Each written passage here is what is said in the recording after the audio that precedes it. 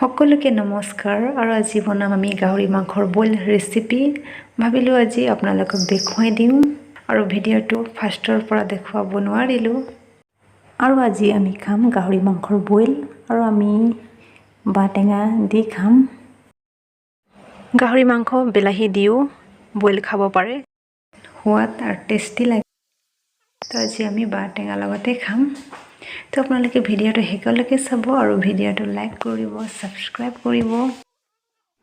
আৰু আজি আমি গাহৰি মাংস বইল তৰকাৰীত আমি মছলা মিক্স নকৰিম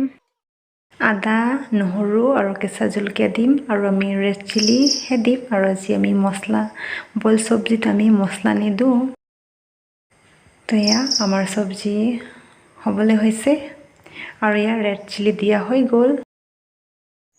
আৰু গাহৰি মাংসৰ বহুত তেল থাকে তো আমি বইল খালে বহুত সোৱাদ লাগে আৰু আপোনালোকেও গাহৰি মাংস বইল খাই চাব আৰু এতিয়া মই ঢালিম পানী আৰু পানী ঢালিবলৈ হৈ গ'ল আৰু এতিয়া মই মিক্স কৰিম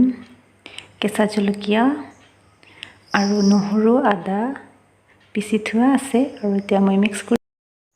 আৰু আমি আজি মছলা মিক্স নকৰিম আৰু বইল শাকত দিয়া মছলাও আছে তো আমি আজি আদা নহৰু